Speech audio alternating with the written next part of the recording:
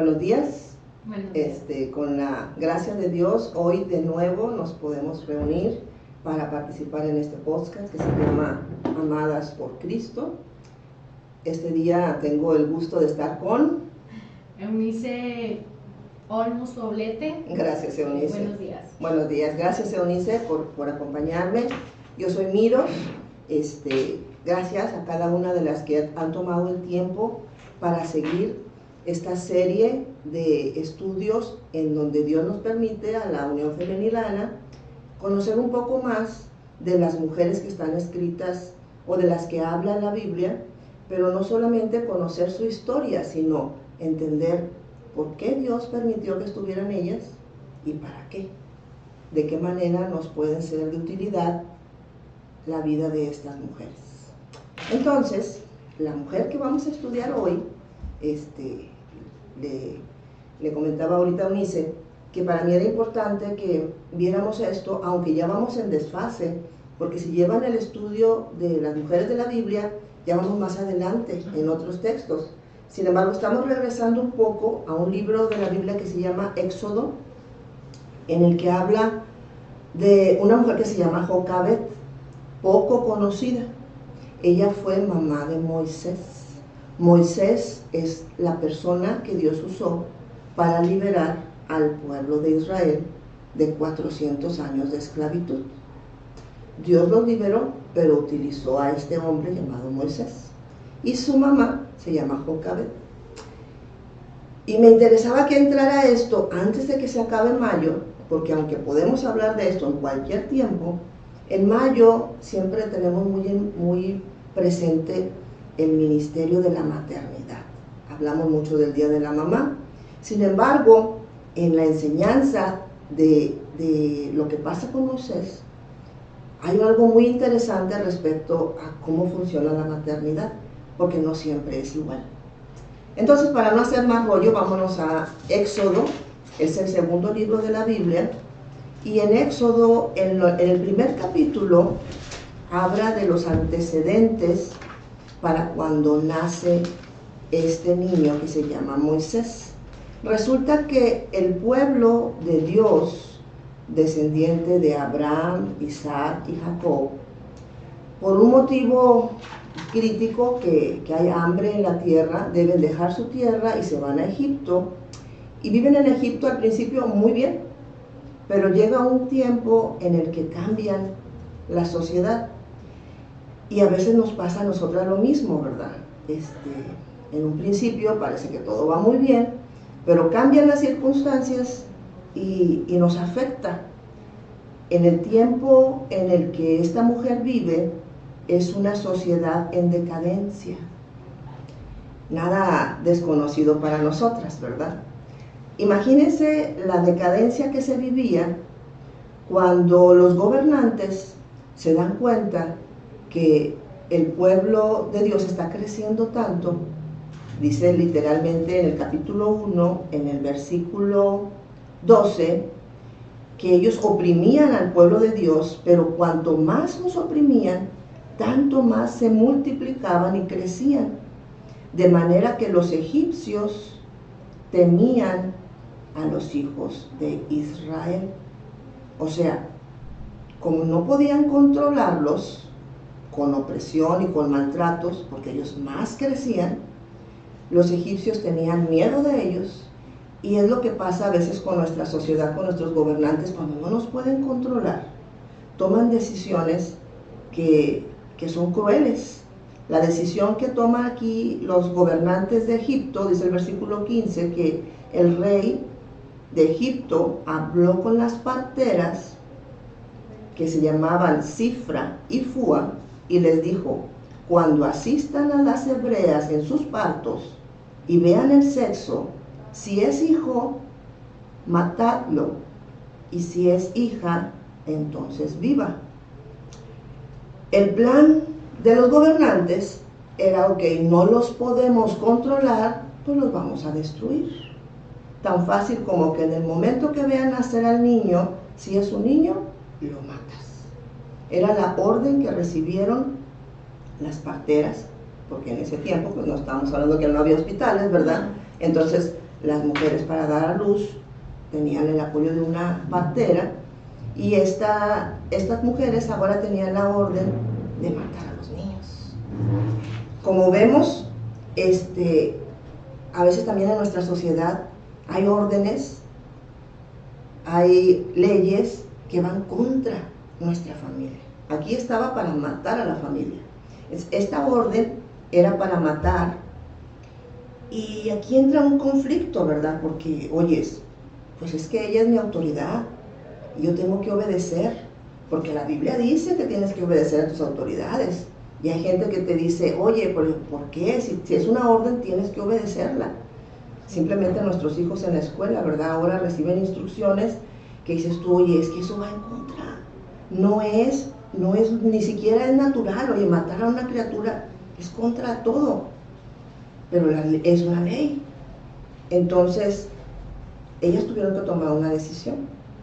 Y en el versículo 17 dice que estas mujeres que trabajaban como parteras temieron a Dios y no hicieron como les mandó el rey de Egipto, sino que preservaron la vida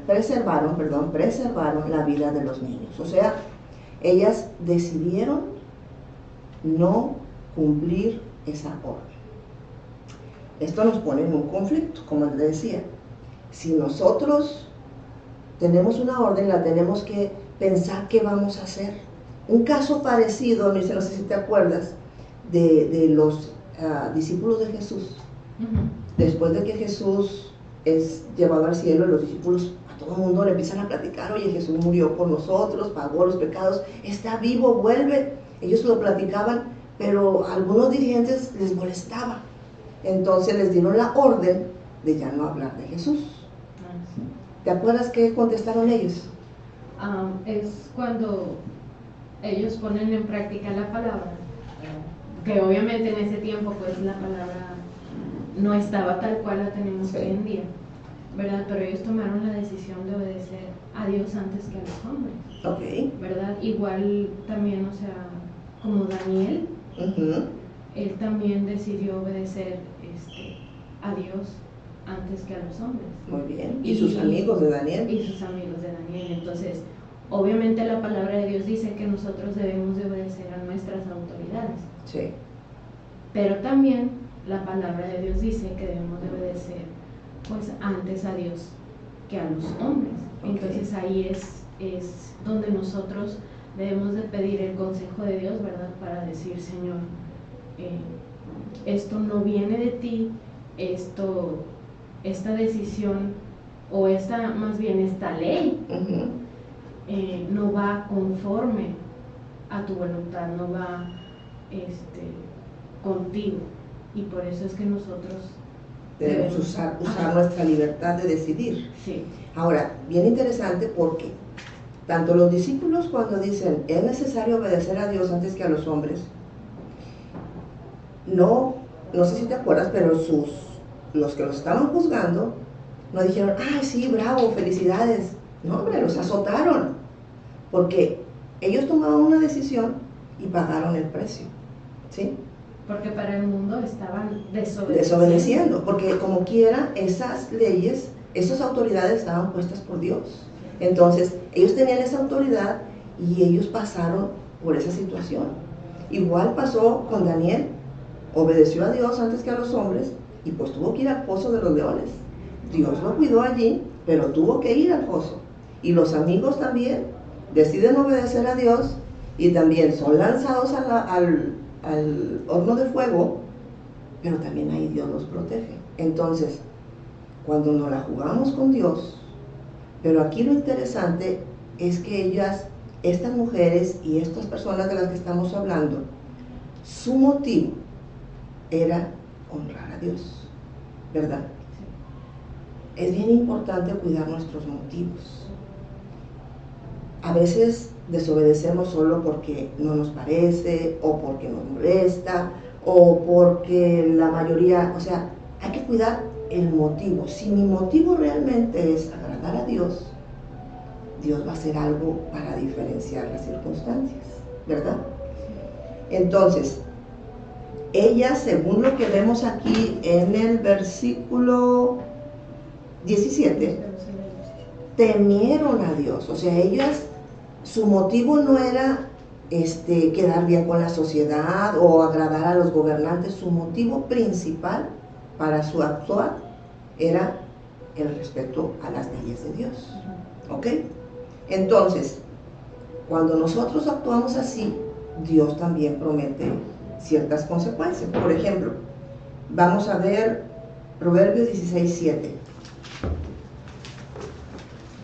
Hay cosas que tenemos que entender. ¿Lo tienes ahí, 16:7? Sí, sí. ¿Lo leo? Sí, por favor. Dice Proverbios 16:7. Cuando los caminos del hombre son agradables a Jehová, aún a sus enemigos hace estar en paz con él. Ok, fíjate. Cuando yo deseo estar bien con Dios, Él se encarga que aún mis enemigos se encuentren en paz. No dice que nos va a quitar los enemigos. Los enemigos siguen allí, pero vamos a tener paz aún en medio. ¿Cuál fue la ventaja que tuvo estas mujeres? Bueno, antes otro texto. Ese a lo mejor te lo sabes. Mateo 6:33. Mateo 6:33 dice: mas buscad primeramente el reino de Dios y su justicia, y todas estas cosas os serán añadidas. Buscas primero el reino de Dios y su justicia, o sea, cuidar las leyes de Dios, y Dios se encarga de las demás cosas, ¿verdad? ¿Qué pasó con estas mujeres? Porque al momento de no obedecer al faraón, ahí no estamos hablando de que el faraón les iba a decir, ay, pero mis amigas, pero ¿por qué? Córtala. Qué bueno que tomaron en cuenta. Ah, sí, le van a decir, córtala, ya no somos amigos. No, el rey de Egipto tenía la facultad, así como tenía la facultad de mandar matar a los niños, también de matarlas a ellas. Sin embargo, en ese capítulo de Éxodo, en el versículo 21, dice, y por haber las parteras temido a Dios, Él prosperó sus familias. O sea, Dios se encargó de no solo de preservar la vida de ellas, sino de prosperar sus familias. ¿Qué me enseña esto? Cuando mi motivo, cuando la verdadera motivación de mi actuar es agradar a Dios, aún mi familia va a recibir la bendición, ¿verdad? Entonces, ellas se la jugaron y Dios se quedó con ellas. Pero no dijo Faraón, bueno, pues ni modo, ¿verdad? No pude, déjalos que crezcan. No, hay una nueva orden. Entonces, dice Faraón, que mandó a todo el pueblo diciendo, echen al río a todo hijo que nazca, a la hija preservar la vida. Entonces, ahora hay una nueva orden. La orden es literalmente, así como que ya no funcionó con esto, que el plan sigue igual. Vamos a acabar con los niños. Entonces, vemos como algo nuevo. Sin embargo, si vamos a Eclesiastés 1:9, léemelo por favorcito, Eunice. Esta orden de matar a los niños es como que una idea muy recurrente, y lo podemos ver inclusive en nuestros días. 1:9 de Eclesiastés. Dice, ¿qué es lo que fue? Lo mismo que será. ¿Qué es lo que ha sido hecho? Lo mismo que se hará, y nada hay nuevo debajo del sol. Ok, en la Biblia entendemos que la manera en que trabaja el enemigo de la familia, que es el enemigo de nuestras almas, que es el destructor de la vida, que es el enemigo que se llama el diablo, es la misma, desde el Edén hasta que regrese a nuestro Señor Jesucristo. Entonces, vemos ahora en los planes que vemos en nuestra sociedad el mismo deseo de destruir. Ponen la semilla en nuestros hijos, en nuestras niñas, de que es su cuerpo y de que ellas pueden tomar la decisión. Si no quieren tener una criatura, la pueden matar. Y ya no le dicen, ya no es un homicidio, ahora es un derecho. Y es una mentira, es un homicidio. No tenemos derecho de quitar la vida la da Dios y Él la entrega. Entonces, cuando la sociedad está gobernada por leyes que no van de acuerdo con la Biblia, el resultado siempre será lo mismo, destrucción. En Juan 10:10, nuestro Señor Jesucristo nos dice que el enemigo viene para hurtar, para matar y para destruir. Pero Jesús dice, léemela por favorcito, dice. Dice, el ladrón no viene sino para hurtar y matar y destruir. Yo he venido, dice Jesús, para que tengan vida y para que la tengan en abundancia. Qué bonito, ¿verdad? La diferencia, el contraste. El mundo te dice, no podemos tener hijos, ya no puedes crecer, no vas a poder, no vas a completar. Pero Jesús dice, yo he venido para que tengas vida y para que la tengas en abundancia. Nosotras tendremos que escoger cuál de las dos versiones vamos a escuchar. Ahora, llegando al punto, estamos hablando de Jocabed. Fíjate que empieza la historia de Jocabed en el capítulo 2 y es bien interesante porque dice, un varón de la familia de Leví fue y tomó por mujer a una hija de Leví, la que concibió y dio a luz un hijo, y viéndole que era hermoso, le tuvo escondido por 3 meses. Qué interesante que cuando habla por primera vez de Jocabed, no pone su nombre. Y yo creo que no es un accidente. Simplemente dice una mujer. ¿Por qué?